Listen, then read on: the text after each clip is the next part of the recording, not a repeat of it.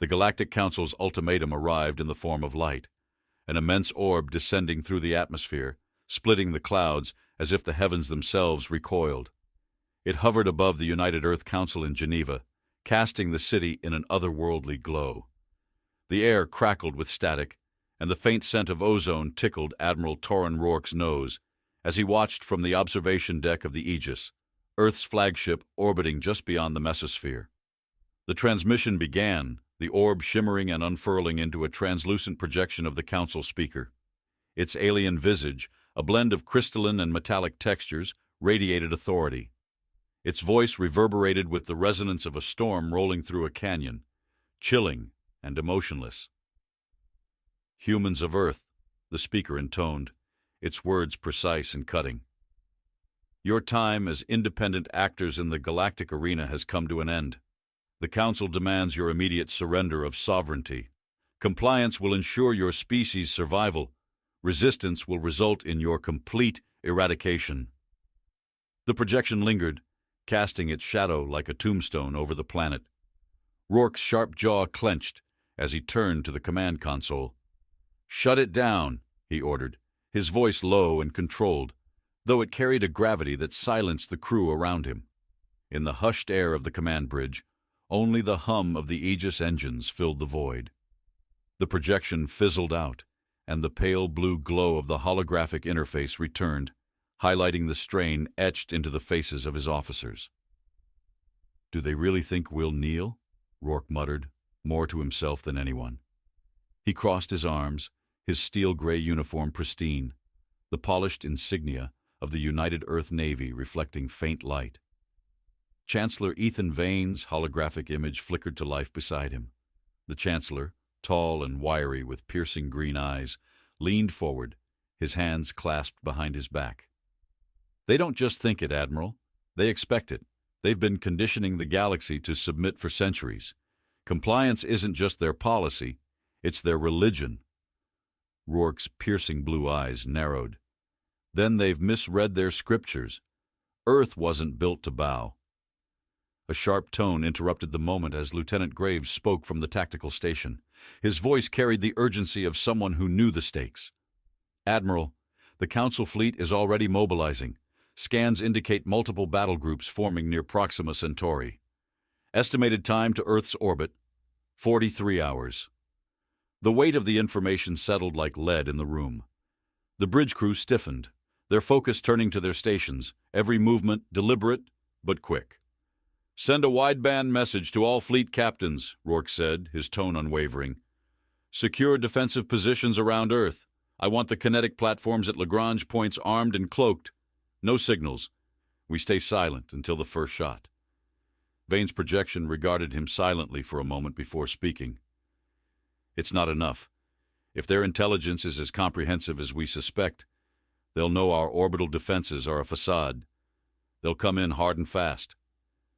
"Which is why we won't be fighting them in orbit," Rourke replied, stepping closer to the central tactical map. "They're staging at Proxima. That's where we hit them." The Chancellor raised a brow, curiosity edging his sharp features. "You're proposing an ambush?" Rourke nodded, gesturing toward the holographic display. The map zoomed in on the Proxima system, highlighting the asteroid belt surrounding its second planet. "They'll be overconfident. They always are. They'll think Earth's reluctance to challenge the Council means we're weak. That's their mistake." The holographic display shifted, revealing dormant kinetic platforms disguised as rogue asteroids. Each was armed with payloads designed to deliver surgical strikes capable of dismantling even the most advanced warships. "Cloaked warships, kinetic platforms, AI-guided countermeasures," Rourke continued, his voice rising slightly with the force of his conviction. "We hit their vanguard at Proxima Centauri with everything we've been hiding for decades. By the time they realize what's happening, their fleet will be in shambles." "And if they adapt?" Vane asked, his expression skeptical. "Then we adapt faster," Rourke shot back, his tone firm. "We've spent years preparing for this moment. Earth's survival doesn't hinge on brute strength. It hinges on making them underestimate us." The Chancellor tilted his head slightly, a faint smirk playing on his lips. "You've always enjoyed proving people wrong, Admiral. Let's hope the galaxy learns its lesson this time. Let's hope they survive it, Rourke replied, turning back to the crew. Graves, execute the contingency protocols. I want every kinetic platform operational within the hour, and tell the fleet to stay dark. No transmissions, no energy surges. Nothing leaves orbit. Yes, sir, Graves replied, his fingers dancing over the console as he relayed the orders. Rourke's gaze lingered on the tactical display, his thoughts shifting to the lives under his command. The faces of young ensigns, their wide-eyed determination, flickered through his mind. He thought of the people on Earth who would never know how close annihilation had come, trusting in the silent strength of their defenders. He felt the bridge crew's quiet anticipation as he spoke again, his voice carrying the weight of their collective resolve. We've always been the galaxy's underdog. That's our strength. They've seen our diplomacy. Now they'll see what happens when humanity fights back. The faint hum of the ship's systems filled the silence, punctuated by the distant rumble of engines coming to life. Outside the observation window, the planet rotated below, its blue and green surface glinting in the sunlight. It was a sight worth defending. As the Aegis moved into position, the first kinetic platform powered up, its faint glow lost in the asteroid belt's shadow. The quiet hum of preparation masked the storm that was about to be unleashed. In the depths of space, the Galactic Council's fleet prepared to crush a defiant Earth. But unknown to them, the planet they sought to dominate had already laid its trap. Humanity's patience had run out, and the galaxy was about to learn why Earth was never meant to kneel. The Aegis hummed with a latent power that filled the bridge like a steady heartbeat, a reassuring presence against the cold uncertainty of space. Admiral Torran Rourke stood at the helm, his sharp gaze fixed on the glowing tactical map that dominated the room. The faint scent of ozone lingered in the air, remnants of recalibrated systems running hot as Earth's defenses came online. Around him, the crew moved with precision, their quiet focus a symphony of control and urgency. Admiral, all kinetic platforms report operational readiness, Lieutenant Graves announced, his voice calm despite the rising tension. He glanced up from his console, the blue light from his display painting shadows under his eyes. Asteroid cloak protocols are holding. No detectable energy signatures. Good, Rourke said, his tone even but carrying the weight of his authority. He turned to the holographic map, where Proxima Centauri's asteroid belt glowed faintly, a jagged boundary between humanity and its oppressors. Time to council fleet arrival? 37 hours, sir, Graves replied. Scouts report increasing activity near their staging grounds. It looks like they're doubling down. Rourke allowed a thin smile to cross his face. Of course they are. Arrogance is their favorite weapon. Beside him, Chancellor Ethan Vane's hologram flickered slightly as the ship adjusted its orbit. His hands were clasped tightly behind his back, and his normally sharp features carried a faint shadow of doubt. Torran, the platforms might hold for the first wave, but if the Council has reinforcements nearby, they won't, Rourke cut in, his voice steady. Their strategy relies on overwhelming their opponents before a counterattack can even be considered. It's worked for centuries. They won't change it now. And if you're wrong? Vane asked, his green eyes narrowing. Then we adapt, Rourke said, his tone firm. That's what we do, Ethan. That's what they'll never understand. The Chancellor's image faded as the transmission ended, leaving the bridge bathed in the soft glow of tactical projections. Rourke's attention shifted to the display, where the asteroid belt blinked with markers for hidden platforms and cloaked warships. Each marker represented not just a weapon, but a choice. A calculated risk taken in defiance of impossible odds. The faint vibration of the engines under his feet reminded him of the stakes. Earth's survival was more than a mission. It was a promise to the billions who trusted him to hold the line. The thought settled heavily on his shoulders, but he wore it as he always did, with silent resolve. Admiral, Graves interrupted, his voice more urgent this time. Unidentified ship entering the belt. Cloaking signature matches Dominion design. Rourke's brow furrowed. Dominion? What are they doing this close to Proxima? Hard to say, sir, Graves replied, his hands moving quickly over the console. No signs of active weapons. They appear damaged. The tactical map updated, highlighting the ship's jagged trajectory. Its hull was pockmarked with scorch marks and gashes that leaked faint trails of gas and debris. Rourke studied the image for a moment before issuing his next command. "Hail them," he said. "Let's see if they're running or looking for a fight." The bridge fell silent as the comms officer worked. The static-filled transmission filled the air, a faint, uneven pulse that set everyone's teeth on edge. Then a voice broke through, raspy, strained, and unmistakably alien. "This is Captain Juro of the Dominion vessel Varos. We seek sanctuary." Rourke's eyes narrowed. Dominion forces were known for their unwavering loyalty to the Galactic Council, their actions often as ruthless as their overlords. A request for sanctuary was as unexpected as it was suspicious. "Graves," Rourke said quietly, "scan that ship. I want to know what's left of it." "Already on it," Graves replied, his voice tinged with unease. "Hull integrity's at 30%. Engines barely functional. Weapon systems offline. They've taken a beating." Rourke's fingers tapped the edge of the console as he considered his options. Allowing a potential spy into their midst was a risk, but ignoring an opportunity to gather intelligence could be worse. "Bring them in," Rourke ordered finally. "Have a security team escort their captain to the debriefing room. I'll speak with him myself." The crew moved swiftly, their movements precise and practiced. Rourke turned to leave the bridge, his long strides echoing faintly in the corridor as he made his way to the debriefing room. The air there was colder, sharper, as if the ship itself sensed the weight of what was coming. Juro was escorted in by two heavily armed guards, his thin, elongated frame stooped slightly under the strain of his injuries. His leathery skin was marked with faint scars, his glowing yellow eyes scanning the room with a mix of caution and defiance. "Captain Juro," Rourke began, his tone measured. "You're a long way from home." Juro tilted his head, his voice a gravelly rasp. "Home is a word the Council uses to make you forget what you've lost." Rourke studied him for a moment, the alien's words hanging in the air. "You said you were seeking sanctuary. Why?" Juro's eyes flickered briefly, a faint glow betraying his hesitation.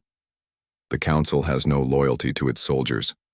We are tools, discarded when no longer useful. My ship, my crew. We were a warning, a reminder to others of what happens when you question orders."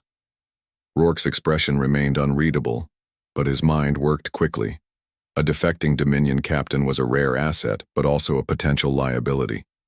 The information he carried could turn the tide, or lead them into a trap. "And what do you expect in return?" Rourke asked. "Revenge," Juro said simply. His voice carried a quiet intensity that belied the weight of the word. "The Council destroyed my ship, my people. I will see them pay." Rourke leaned forward, his gaze locking onto Juro's.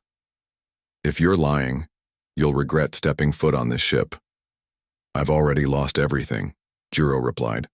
"What more can you take?" The room fell silent, the weight of his words pressing down like a storm gathering on the horizon. Rourke straightened, his decision made. "Graves," Rourke said into his comm. "Debrief Captain Juro and cross-reference his intel with what we know. If he's telling the truth, we'll use it. If not—" He didn't finish the sentence, but the implication was clear. Juro nodded faintly, his alien features unreadable as he was led away by the guards. Rourke returned to the bridge, the faint hum of the ship a reminder of the battle to come. The tactical map still glowed with the markers of Earth's defenses, but now a new variable had entered the equation. "Admiral," Graves said, looking up from his console. "Juro's intel suggests the Council's command structure is more fragile than we thought. If we can hit their flagship, we can dismantle their entire operation." Rourke finished, his eyes narrowing. "Prepare the fleet. Proxima is just the beginning." As the Aegis accelerated toward the asteroid belt, the stars seemed to blur, their light streaking like tears across the dark canvas of space. Rourke's voice cut through the hum of the engines, calm and unyielding. They wanted our surrender. Let's show them what defiance looks like. The Aegis slipped into the shadows of Proxima Centauri's asteroid belt, its cloaking field blending seamlessly with the floating debris. The faint hum of the ship's engines vibrated through the hull, a low thrum that seemed to synchronize with the tension in the air. Admiral Torran Rourke stood on the bridge, his gaze fixed on the tactical display that flickered before him. The room was dimly lit, the holographic light casting sharp angles across the faces of the crew. "Position the kinetic platforms," Rourke ordered, his voice steady but sharp, like a blade poised to strike. "Ensure we've covered all possible entry points. They'll be here soon." Lieutenant Graves nodded briskly, his fingers flying over his console. "Platforms armed and set to fire on command, sir. Cloaking fields remain stable." The air on the bridge was taut, almost electric. The scent of heated circuits mingled with the metallic tang of recycled air, a stark reminder of how close they were to the edge of battle. The asteroid belt stretched out around them, jagged and ancient, each rock spinning silently in the void like forgotten sentinels. "Anything from Captain Juro?" Rourke asked, his eyes never leaving the display. "Intel still holds," Graves replied. "Their vanguard is en route, expecting no resistance. Juro insists the Council's overconfidence is their Achilles heel." Rourke's lips curved into a grim smile. "It always is." The comm system crackled to life, a voice breaking through with a faint buzz. "Admiral, this is Captain Varick on the Resolute. Enemy signatures detected. Scans confirm 5 cruisers, 3 carriers, and a cluster of support ships." The tension in the room solidified, a palpable weight pressing down on every soul aboard. Rourke straightened, his voice calm but unyielding. "Maintain position. Let them come." The tactical display updated, red markers appearing on the map as the Council's fleet advanced. They moved in precise formation, their glowing hulls reflecting the light of Proxima's distant sun. Each ship was a masterpiece of alien engineering, sleek and menacing, designed to intimidate as much as destroy. The Aegis remained still, its cloaking field holding strong. Around it, the hidden kinetic platforms lay in wait, their payloads primed to unleash destruction. The silence stretched, broken only by the faint hum of machinery and the quiet breathing of the crew. "Proximity alert," Graves said, his voice low but urgent. "They're within firing range." "Not yet," Rourke murmured, his eyes narrowing.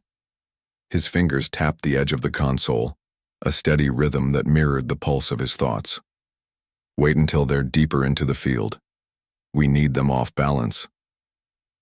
The minutes stretched, each second a taut thread pulled tighter. The Council's fleet moved closer, their confidence evident in their unhurried advance.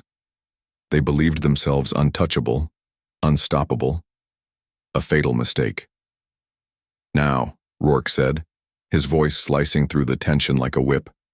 "Fire." The asteroid belt erupted into chaos. Kinetic platforms hidden among the rocks activated, their payloads streaking through the void like fiery comets. The first wave of projectiles slammed into the Council's vanguard, tearing through their shields and ripping into their hulls. Explosions blossomed like dying stars, casting flickering light across the darkness. The bridge of the Aegis erupted with activity. Commands flew, fingers danced over consoles, and the faint scent of adrenaline seemed to permeate the air. "Direct hit on their lead cruiser," Graves reported, his voice taut with controlled excitement. "Shield integrity is failing across their formation." "Keep the pressure on," Rourke ordered. "Target their carriers. We take out their fighters before they launch." The Resolute and the Peregrine, 2 of Earth's cloaked warships, decloaked in unison, their sleek hulls gleaming in the light of the explosions. They unleashed precise volleys of plasma fire, cutting through the chaos with surgical precision. The Council's fleet scrambled to respond, their ships breaking formation as they attempted to regroup. Fighters spilled from the carriers, their engines flaring like angry fireflies, but they were too late. Another wave of kinetic strikes slammed into the carriers, reducing them to glowing debris. On the Aegis, Rourke watched the battle unfold with a calm intensity. His mind worked quickly, analyzing every movement, every ripple in the chaos. Shift fire to their support ships, cut off their escape routes. As the battle raged, Captain Juro's voice crackled through the comms. Admiral, their flagship isn't with the Vanguard. It's holding back, likely coordinating the response. If we take it out, we dismantle their chain of command. Rourke finished. Graves, locate their flagship. Scanning, Graves replied, his fingers moving deftly. A moment later, a marker appeared on the tactical map, distant but distinct. Got it, Graves said. It's holding just outside the belt. They're using the Vanguard as a distraction. Rourke's jaw tightened. Clever, but not clever enough. Juro, can your ship engage? With what's left of my crew. Unlikely, Juro replied. But I can give you coordinates for a weak point in their flagship's armor. A well-placed strike could destabilize their systems. Send the coordinates, Rourke said, his tone leaving no room for argument. The tactical display updated again, highlighting a section of the flagship's hull. It was a small target, but if they could hit it, the flagship's power grid would collapse. Prepare the Resolute for a precision strike, Rourke commanded. We'll keep their Vanguard occupied. The rest is up to them. The bridge crew moved with purpose, their actions synchronized like the gears of a well-oiled machine. The scent of heated metal grew stronger as the Aegis fired another volley, its cannons glowing faintly from the strain. As the Resolute maneuvered into position, the Council's flagship began to move. Its sleek form cut through the void like a predator, its weapons lighting up the darkness as it targeted the Resolute. They know what we're doing, Graves said, his voice tight. Of course they do, Rourke replied, his tone steady. But knowing doesn't mean they can stop us. The Resolute fired, a single concentrated beam of energy lancing through the darkness. It struck the flagship's weak point, piercing its armor, and sending a shockwave rippling through its hull. For a moment, the ship seemed to shudder, its movements faltering. They're destabilizing, Graves reported, his voice tinged with relief. Good, Rourke said. Now let's finish this. The battle continued, the Council's Vanguard crumbling under the weight of Earth's coordinated assault. The Aegis pressed forward, its cannons blazing, as the flagship's systems began to fail. But even as the enemy fell, Rourke couldn't shake the feeling that this was only the beginning. The Council's flagship wasn't just a target, it was a message. And whatever came next, he knew it would test humanity in ways they could scarcely imagine. The faint hum of energy crackled through the Aegis, a quiet reminder of the battle's intensity as the flagship of the Galactic Council began to fracture under the precise strikes. Admiral Torran Rourke stood motionless, his gaze fixed on the tactical display. Every flicker of light, every shift in the holographic map reflected the chaos outside. His sharp blue eyes narrowed as a sudden spike in energy readings appeared near the crumbling flagship. Graves, Rourke said, his tone sharper than the blade of a plasma lance. What's causing that surge? Lieutenant Graves worked swiftly, his fingers tapping out commands on his console. The smell of overheated circuits mingled with the tense atmosphere on the bridge. A moment later, his voice broke through the silence. Admiral, it's not a standard energy signature, it's residual core destabilization. They're trying to overload it. The implications hung heavy in the air. Rourke's jaw tightened. They're turning their flagship into a bomb. The crew exchanged uneasy glances, the weight of those words settling in like a thunderstorm brewing over calm seas. The tactical display updated, showing waves of energy rippling outward from the flagship as its systems faltered. Fragments of the ship's hull floated aimlessly in the void, glowing faintly as residual heat radiated from them. Admiral, if that core goes critical, Graves began, his voice hesitant, it'll take everything within the blast radius, including our platforms. Rourke's mind worked like a finely tuned machine, processing every variable. Then we need to push them back.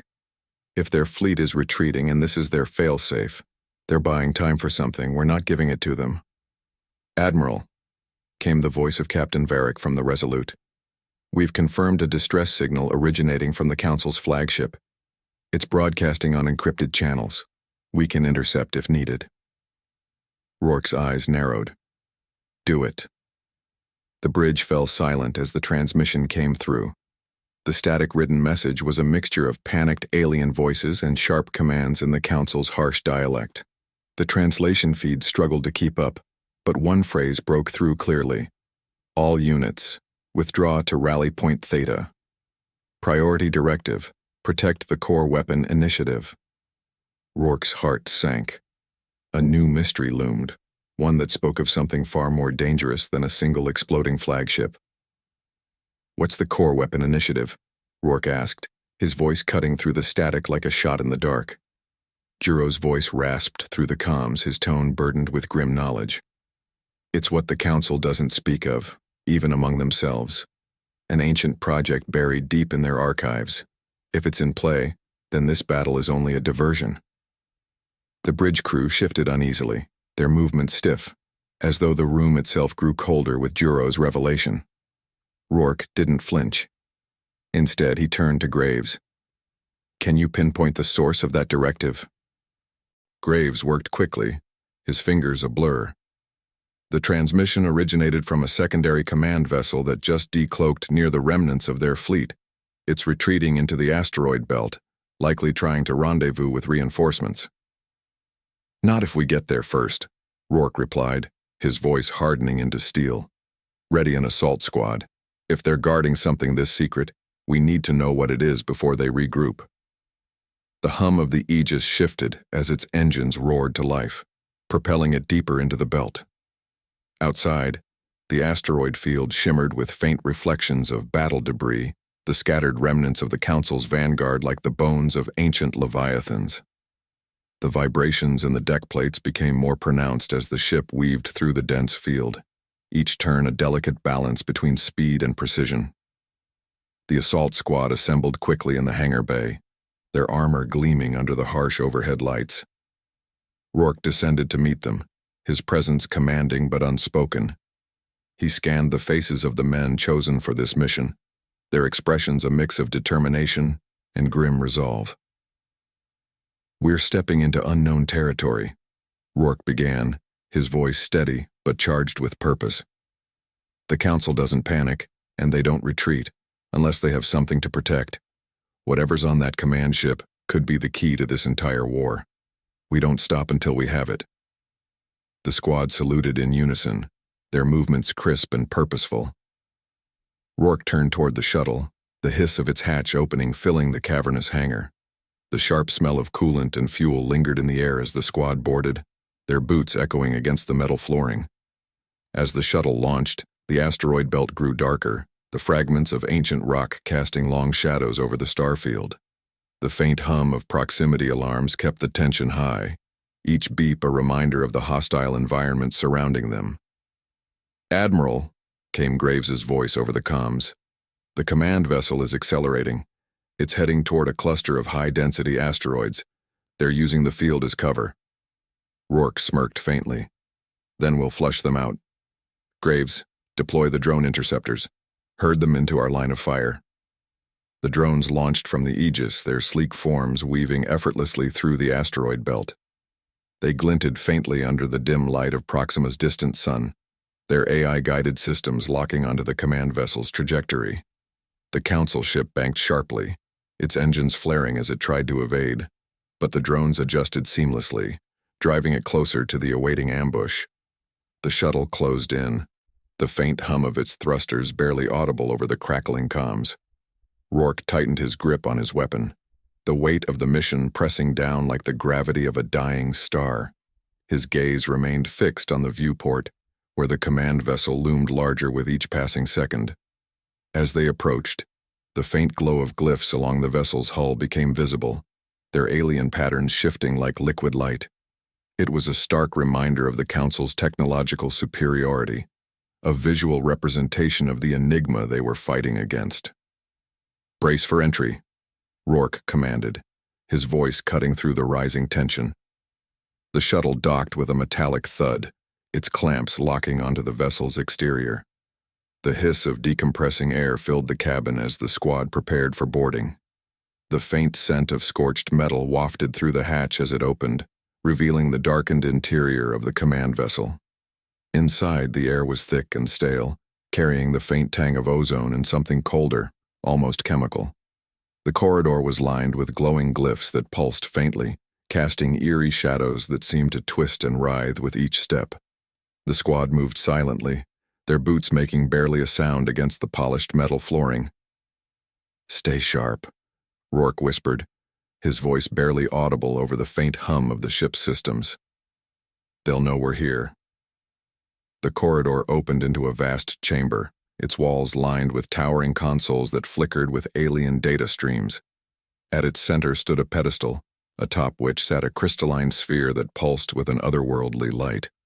The air around it seemed to shimmer, distorting the space like heat rising from asphalt. "What is that?" one of the squad members muttered, his voice tinged with awe. "Something they didn't want us to find," Rourke replied, stepping closer. The chamber's shadows shifted suddenly, and the faint sound of movement echoed from the far end of the room. The squad turned in unison, weapons raised as a group of biomechanical sentinels emerged from the darkness, their glowing eyes fixed on the intruders. "Contact!" one of the soldiers shouted, his voice breaking the fragile stillness. Rourke's voice rang out, calm but commanding. "Hold your ground. Protect that artifact at all costs."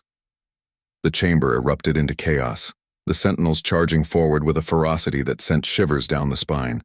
Plasma bolts streaked through the air, illuminating the room in bursts of light as the battle began. Even as he fired, Rourke couldn't shake the feeling that whatever they'd just uncovered was only the beginning. The chamber vibrated with the clash of fire and steel, plasma bolts streaking through the dense air. Their searing light reflected off the alien glyphs lining the walls, their rhythmic glow now erratic, as if agitated by the violence. Admiral Torran Rourke ducked behind a console, the acrid scent of scorched metal and burnt circuitry filling his lungs. His grip on the plasma rifle tightened as he assessed the battlefield, his eyes scanning for an opening. The sentinels moved with mechanical precision, their hulking forms radiating an eerie menace. Their biomechanical bodies glistened under the sporadic flashes of gunfire, limbs shifting with unsettling fluidity. Each movement emitted a faint hiss, like the exhale of a predator circling its prey. Their glowing red eyes locked onto the squad's positions, unyielding and relentless. "Focus fire on their joints," Rourke barked over the din, his voice cutting through the chaos. "They're armored, but those hinges can't hold under pressure." The soldiers adjusted instantly, their concentrated fire ripping into the weak points. Sparks erupted as a sentinel faltered, its balance failing. The massive construct collapsed with a thunderous crash, the floor trembling beneath its weight. The scent of burnt polymers mingled with the electric tang of weapon discharge, an oppressive reminder of the stakes. "Admiral, we've got more incoming," shouted Lieutenant Cassar, his voice hoarse but steady. He pointed toward the far end of the chamber, where more sentinels emerged, their glowing forms casting elongated shadows. Behind them, the glyphs on the walls pulsed brighter, an ominous rhythm like a heartbeat growing faster. Rourke stole a glance at the artifact in the center of the room, its crystalline surface pulsating with an intensity that seemed to resonate with the glyphs. It was more than a weapon. He could feel it, a presence that hummed faintly at the edge of perception, tugging at his thoughts like whispers carried on the wind. "Lieutenant, cover the artifact," Rourke commanded, his voice sharp. "Whatever this thing is, the Council doesn't want us near it. That's reason enough to keep it safe." The soldiers shifted formation, creating a defensive perimeter around the pedestal. Plasma fire lit the chamber in bursts, shadows dancing erratically as the battle raged. The sentinels pressed forward, their relentless advance forcing the squad to retreat step by step. Every shot was a calculated decision. Misses would cost them precious seconds. As the air grew heavier with heat and smoke, Rourke's comm crackled. "Admiral, this is Graves," came the distant voice from the Aegis. "The Council's fleet is regrouping outside the asteroid belt. They're holding position, but the energy readings from the chamber are spiking. Whatever you're dealing with down there, it's affecting their tactics. Rourke's jaw clenched as he leaned against the console for cover. The vibrations under his feet were growing stronger, a subtle but persistent tremor that suggested the artifact's activity was escalating. Understood, Graves. Maintain overwatch. If they move, I need to know immediately. Yes, sir, Graves replied, his tone clipped. And Admiral, be careful. That thing's readings are off the charts. The line went silent, leaving Rourke with only the roar of battle and the insistent hum of the artifact. He turned to Kassar, who was reloading with practiced efficiency. Lieutenant, what do you make of this thing? Kassar glanced at the glowing sphere, his brows furrowed. It's not just energy, sir. It feels alive, like it's watching us. Rourke nodded grimly. He felt it too. The artifact wasn't just a device. It was something far more complex. Perhaps sentient, perhaps ancient. Either way, it was dangerous, and it couldn't fall into the Council's hands. Keep the perimeter tight, Rourke said. We hold this ground until reinforcements arrive. The words were barely out of his mouth when the chamber shifted. The glyphs along the walls flared brightly, their patterns spiraling and changing with dizzying speed. The floor beneath them vibrated more violently, throwing one of the soldiers off balance. A low, resonant hum filled the air, a sound that seemed to vibrate through bone and sinew. What's happening? Kassar shouted, his voice strained. The artifact's glow intensified, its light now spilling out in sharp, jagged beams that refracted across the chamber. The sentinels hesitated, their movements faltering for the first time. Their glowing eyes dimmed slightly, as though the artifact's surge disrupted their systems. Rourke seized the moment. Take them down now. While they're vulnerable. The squad opened fire, their shots finding their marks with brutal efficiency. The sentinels fell one by one, their massive forms crashing to the floor, sparks and smoke rising from their shattered bodies. The chamber grew quieter, the only sound the faint hiss of cooling metal and the low hum of the artifact. Rourke stepped forward cautiously, his rifle at the ready. The artifact's glow had stabilized, but the air around it shimmered faintly as if reality itself was bending. He reached out toward the console near the pedestal, his fingers hovering over the alien controls. Admiral, are you sure that's a good idea? Kassar asked, his tone laced with unease. No, Rourke admitted, his voice quiet. But we're out of good ideas. He tapped one of the glowing symbols on the console, and the artifact responded immediately. The chamber was flooded with light, blinding and all-consuming. Rourke shielded his eyes, the heat of the energy washing over him like a wave. When the light faded, the glyphs on the walls had stopped glowing. The tremors ceased, leaving an eerie stillness in their wake. The artifact now floated above the pedestal, no longer tethered by the console. It turned slowly, as if observing the room. Rourke could feel its attention, a silent scrutiny that sent a chill down his spine. Graves, he said into his comm, his voice low. We've activated the artifact. Prepare for extraction, but keep an eye on the Council fleet. They'll move the moment they realize what we've done. Acknowledged, Admiral, came Graves's reply. Shuttles en route. Rourke turned back to the squad, his expression grave. We've just lit a match in a room full of powder. Let's make sure it burns the right people. The squad began their retreat, the artifact floating silently behind them like a ghostly sentinel. As they exited the chamber, Rourke couldn't shake the feeling that this was only the beginning. The artifact wasn't just a weapon, it was a message, and the Council's desperation to protect it meant its secrets were more dangerous than anything they'd faced so far. The shuttle awaited them in the docking bay, its engines humming softly. As they boarded, the vibrations returned, faint but persistent. The artifact followed them, its glow casting eerie shadows on the shuttle walls. Rourke strapped into his seat, his mind racing. Whatever the artifact was, it had changed the game. The Council had played their hand, but humanity now held a piece of the puzzle. The real battle was still ahead, and Rourke knew they were walking into a storm. "Set course for the Aegis," he ordered, his voice calm but firm. "And prep for full debrief, we're not done here." As the shuttle rose into the void, the shattered remains of the Council fleet flickered in the distance. Proxima's faint light bathed the battlefield, a haunting reminder of what was at stake. Rourke leaned back, his gaze fixed on the artifact. The mystery deepened, and with it, the weight of the war to come. The shuttle rattled as it breached the asteroid belt's outer edge, fragments of debris pinging against the hull like metallic raindrops. Inside, the artifact's faint hum filled the cabin, a low and rhythmic vibration that seemed to synchronize with the thruster's mechanical drone. Admiral Torran Rourke sat motionless, his gaze fixed on the crystalline sphere floating inches above the deck. Its glow was softer now, almost inviting, but the air around it carried a tension so thick it felt like a coiled spring waiting to snap. Lieutenant Cassar broke the silence, his voice subdued yet strained. "Sir, it's reacting. The closer we get to the Aegis, the brighter it glows." Rourke nodded, his expression unreadable.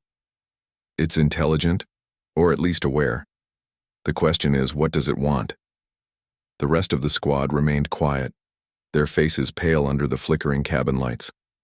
The faint tang of scorched circuitry from the earlier battle lingered in the air, mingling with the sterile, recycled oxygen.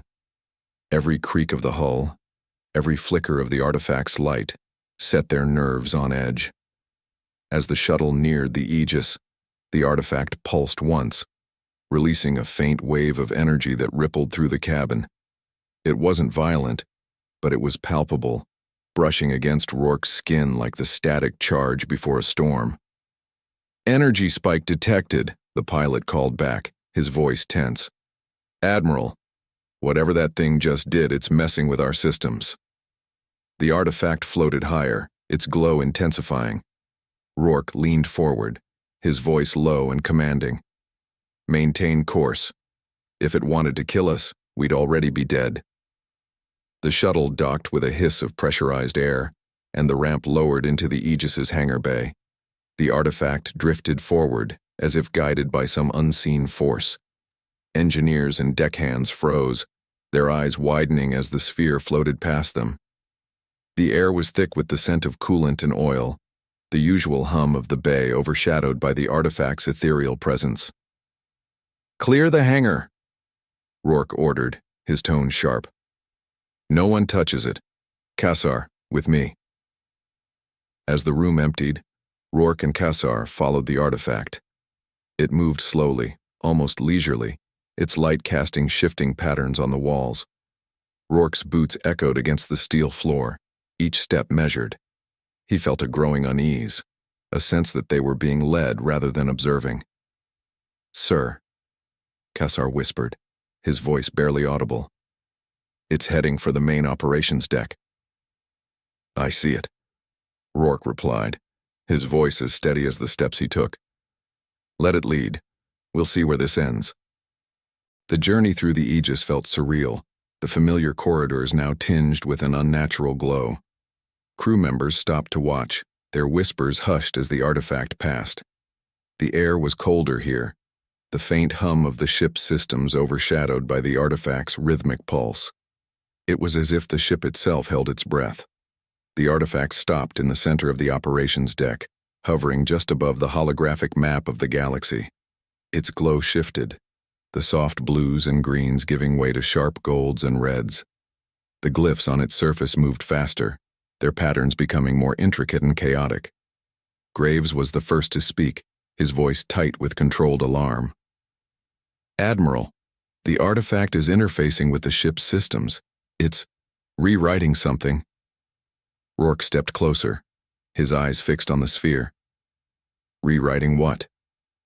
"The navigational database," Graves replied, his fingers moving rapidly over the console. "It's marking a new set of coordinates. Deep space, uncharted territory." "Let me see," Rourke said, leaning over the console. The map zoomed in on a distant region of space, far beyond the edges of explored systems. The coordinates pulsed faintly, a beacon in the darkness. "What's out there?" Kassar asked, his tone edged with suspicion. "Nothing," Graves said. "At least nothing we've ever recorded." Rourke straightened, his expression grim. "Then it's something the Council didn't want us to know about. That alone makes it worth investigating." Before anyone could respond, the artifact pulsed again, sending another wave of energy through the room. The lights flickered, and the holographic map dissolved into static. A deep, resonant hum filled the air, and for a moment, it felt as if the ship itself was alive. "Admiral, incoming transmission," Graves said, his voice cutting through the tension. "It's from the Council fleet." Rourke's jaw tightened. "Put it through." The room dimmed as the transmission came to life. A holographic figure appeared, tall and imposing, its alien features shrouded in shadow. Its voice was cold, devoid of emotion. "Admiral Rourke," it said, the words carrying an almost mechanical precision.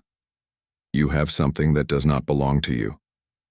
"Funny," Rourke replied, his tone calm but edged with defiance. "I was about to say the same thing." The figure tilted its head slightly, as if studying him. "The artifact is not yours to wield. You do not understand its power." "Then explain it," Rourke said, his voice steady. "Why was it hidden? Why does your council fear it?" The figure remained silent for a moment, the weight of its gaze palpable even through the hologram. Finally it spoke. "The artifact is a relic of the Precursors. Its purpose is not for mortal hands to decide. Return it and we may yet show mercy." Rourke stepped forward, his presence commanding. "You don't understand humanity, do you? Mercy isn't what we're looking for. Answers are." The figure's expression darkened, its voice lowering to a menacing growl. "Then you leave us no choice. We will reclaim it by force." The transmission cut off abruptly, leaving the room in silence. Rourke turned to his crew, his expression unyielding. "They'll come at us with everything they have," he said. "But we're not running. Prepare the fleet. Plot a course for the coordinates. If this artifact holds the key to ending this war, we're going to find it." The artifact pulsed again as if in agreement, its glow intensifying. The air grew warmer, the hum louder, as if the sphere itself was urging them forward. Graves looked up from his console, his face pale but resolute. "Coordinates locked, Admiral. Engines ready on your command." Rourke's voice was steady, but his eyes held a glint of determination. "Then let's move. If the Council wants a war, we'll give them one, but on our terms." The Aegis rumbled as its engines roared to life, the stars outside blurring as the ship jumped into hyperspace. The artifact's glow filled the room, its presence both ominous and exhilarating. Rourke stood at the center of it all, his mind racing with possibilities. As the ship hurtled toward the unknown, the mystery deepened. The Council's fear of the artifact was clear, but its true purpose remained shrouded. For Rourke and his crew, the answers lay ahead, in the uncharted void where humanity's defiance would be tested once more. The Aegis emerged from hyperspace into an expanse of uncharted darkness. The void seemed deeper here, a heavy blackness that swallowed the stars and pressed against the ship's reinforced hull. Admiral Torran Rourke stood on the bridge, the faint hum of the ship's systems the only sound as the crew stared at the display of the unknown region. Before them, the artifact hovered over the operations console, its glow shifting in slow, deliberate pulses. It felt alive, a silent guide pulling them deeper into the mystery. "Graves, status report," Rourke commanded, his voice steady. Lieutenant Graves's fingers flew over his console, the faint tap of keys cutting through the tense silence. "No hostile signatures in the immediate vicinity, Admiral. The anomaly at the marked coordinates is massive. Energy readings are off the charts, but it's stable." The tactical display zoomed in, revealing an enormous structure, its jagged edges silhouetted against the faint glimmer of a distant nebula. It was unlike anything they had encountered before. A web of interconnected spires, some fractured and adrift, others pulsating faintly with the same golden light as the artifact. "What the hell is that?" murmured Kassar, his voice low but filled with unease. "A relic," Rourke replied, his tone grim. "The Council called it a Precursor artifact. Looks like we just found the rest of it." The crew exchanged wary glances. The structure seemed ancient, its surface scarred by time and cosmic debris. Yet there was a strange vitality to it, as though it were dormant rather than abandoned. "Admiral," Graves interrupted, "we're picking up faint emissions from within the structure. It's a signal, but fragmented. Could be a distress beacon, or it could be bait." Rourke's jaw tightened. "Prepare a scouting team. If there's something inside that's tied to this artifact, we need to know what it is and how the Council plans to use it." Kassar stepped forward, his expression resolute. "I'll lead the team, sir. We'll keep it quiet." Rourke nodded. "Take 3 men. Keep your comms open and don't engage unless absolutely necessary." As Kassar left to prepare, Rourke turned back to the display. His mind churned with possibilities, the weight of the mission pressing against his chest. The Council's fear of this place was palpable, but so was its importance. Whatever secrets it held could shift the balance of the war, but not without risk. "Graves," Rourke said, his tone sharpening, "bring up the battle readiness plans. If the Council follows us here, we need to be prepared for a full-scale engagement." Graves's console lit up with schematics and deployment strategies. "Admiral, we can position our kinetic platforms along the perimeter of the structure. If they approach, we funnel them into a kill zone." "Good," Rourke replied, studying the map. "What about our fighter squadrons?" "They'll provide cover for the platforms and keep the enemy pinned down," Graves explained. "But if the Council deploys their carriers, we'll need a contingency." Rourke's gaze shifted to the artifact. Its glow had intensified, as if it understood their conversation. "The artifact's energy emissions might act as a deterrent. If it disrupts their systems the way it did the Sentinels, we could use it to our advantage." Graves hesitated. "And if it doesn't?" "Then we adapt," Rourke said firmly. "It's what we've always done." The bridge fell into a focused rhythm as preparations began. Crew members moved with purpose, their movements precise. The air buzzed with tension, a quiet hum of anticipation and fear. The faint scent of heated metal and ozone lingered, a reminder of the battles they'd already fought. Minutes later, Kassar's voice crackled over the comms. "Scout team is ready, Admiral. Entering the structure now."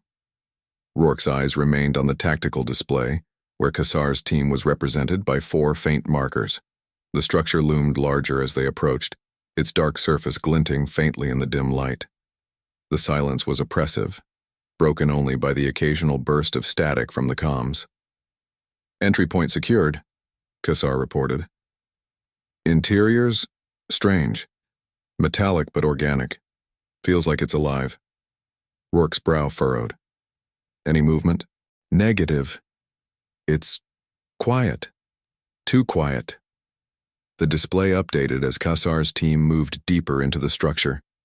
The interior was a maze of twisting corridors and towering chambers, each lined with glowing glyphs that mirrored the artifact's patterns. The air inside was thick and cold, each breath visible in the faint light. "Admiral," Kassar's voice came through, quieter now. "We've found something. Looks like a central chamber." "Describe it," Rourke ordered, his tone sharp. "It's massive," Kassar replied. "There's a platform in the center and something's on it. Looks like another artifact, but larger. It's connected to the structure." Rourke's chest tightened. "Can you retrieve it?" "Negative," Kassar said. "It's active. Energy readings are spiking. Wait." The comms erupted in static, followed by the sharp crack of weapons fire. Rourke's heart raced as he gripped the edge of the console. "Kassar, report." "Contact!" Kassar shouted, his voice laced with urgency. "Hostiles inbound. They're fast, Sentinel class, but different, more advanced. Hold your ground, Rourke commanded. We're sending reinforcements. He turned to Graves. Launch a strike team, get them out of there. The bridge erupted into controlled chaos as orders were relayed. The tension in the air grew thicker, the hum of the ship's systems almost drowned out by the flurry of activity. As the reinforcements prepared to deploy, Rourke's mind raced. The structure was more than a relic. It was a fortress. And whatever the Council had planned for it, humanity couldn't allow it to fall back into their hands. Graves, Rourke said, his voice steady but firm, activate the perimeter defenses. If the Council shows up, we make sure they regret it. The tactical display updated as kinetic platforms moved into position, their targeting systems locking onto potential approach vectors. Fighter squadrons launched from the Aegis, their engines roaring as they took up defensive formations. Admiral, Graves said, his tone tense, we've got incoming. Council fleet just dropped out of hyperspace. 2 carriers, 3 cruisers, and a command ship. Rourke's jaw tightened. They're early. They must have tracked us. He turned to the crew, his voice rising above the commotion. This is it. Hold the line, no matter what. The Aegis rumbled as its weapons came online, the faint vibration coursing through the deck plates. Outside, the stars lit up with the first volleys of plasma fire, the opening salvos of a battle that would determine the fate of the artifact. And the war. Rourke's gaze remained fixed on the tactical display, his mind calculating every move. The Council thought they could corner humanity, but they were about to learn the cost of underestimating them. Graves, Rourke said, his voice cold and deliberate. Target their command ship. Let's remind them who they're dealing with. As the Aegis unleashed its full might, the battle began in earnest. The void of space erupted into chaos, and the artifact's glow pulsed brighter, as if urging humanity to fight harder, to push further. Rourke felt the weight of the mission pressing against him, but he stood tall, ready to see it through to the end. The void outside the Aegis was a tapestry of chaos, streaks of plasma fire slicing through the blackness like vengeful comets. The Council fleet pressed forward, their formation tightening as their command ship issued relentless volleys, trying to crush the human defenses. The Aegis shook under the force of another impact, the vibrations rippling through its steel bones. Admiral Torran Rourke stood firm on the bridge, his voice sharp and clear over the din of alarms. Divert auxiliary power to the forward shields. Keep the pressure on their flank. We can't let them consolidate. Lieutenant Graves nodded, his fingers flying over the controls. Kinetic platform still holding. They're forcing the cruisers to scatter, but their command ship isn't budging. They won't retreat while it's intact, Rourke said, his gaze narrowing at the glowing holographic map. The command ship loomed at the center of the Council formation, its shields rippling under human fire but holding strong. It was more than a warship. It was a symbol, a declaration of the Council's arrogance. A crackle over the comms drew his attention. Kassar's voice cut through, strained but alive. Admiral, we've neutralized the Sentinels, but the central artifact is destabilizing. It's adapting to us. If we don't shut it down, this whole place could tear itself apart. Rourke's jaw tightened. Can you extract it? Negative. It's tethered to the structure. Whatever it's doing, it's meant to stay here. Rourke considered the words, his mind calculating the risks. The Council's command ship, the artifact, the precarious battle outside, it all spiraled toward one brutal conclusion. He turned to Graves. What's our strike capability left? Graves glanced at the tactical display. Main batteries are at 50%. Fighters are running low on ordnance. The kinetic platforms are still operational, but they're stretched thin. Rourke nodded grimly. Prepare a direct strike on the command ship. If we break their chain of command, the rest will fall apart. Graves hesitated, his voice low. And the artifact? Rourke's eyes flickered toward the glowing sphere still hovering above the console. Its light pulsed in rhythm with the vibrations of the ship, as if it were listening. It brought us here for a reason. It's not done with us yet. The artifact pulsed brighter, a deep hum resonating through the deck.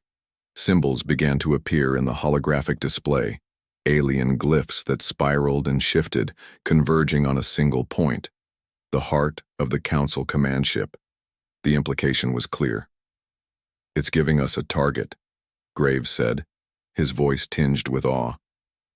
Rourke's gaze hardened. "Then let's not waste it." He leaned toward the comms. "Kassar, get your team out of there. We're going to finish this." "Understood, sir," Kassar replied. "But you'll need to move fast. This place won't hold for long." The Aegis turned sharply, its engines roaring as it adjusted course toward the command ship. The kinetic platforms fired in synchronized bursts, their payloads ripping into the Council cruisers still attempting to hold the line. The void erupted with fiery blossoms, the shockwaves rattling even the distant ships. "Fighters are clearing a path," Graves reported, his tone more focused now. "Command ship shields are weakening, but their countermeasures are intense." "They're buying time," Rourke said. "They know if we take out that ship, it's over." The artifact pulsed again, its glow intensifying until it filled the entire bridge. Rourke felt the heat of it on his skin, a strange warmth that carried no pain, only clarity. The glyphs on the display shifted, zooming in on the Council command ship's core. A single weak point flared, a fault line in the impenetrable. "That's it," Rourke said, his voice cutting through the tension. "Graves, prepare all remaining weapons. Target the core. No margin for error." Graves nodded. "All batteries primed, Admiral. Awaiting your command." Rourke took a deep breath, his gaze fixed on the display. The weight of the moment pressed against him, the lives aboard the Aegis, the fate of humanity, the echoes of the Council's centuries-long oppression. This was it. "Fire," he said, his voice steady as steel. The Aegis unleashed its full arsenal, a symphony of destruction that tore through the void. The kinetic platforms added their final salvos, streaking through space like lances of light.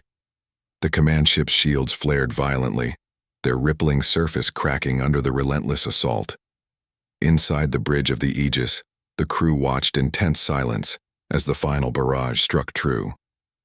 The Council command ship's core erupted in a blinding explosion, fragments of its massive hull spiraling outward like shattered glass. The light from the blast illuminated the void, casting shadows across the faces of those who had fought to make it happen.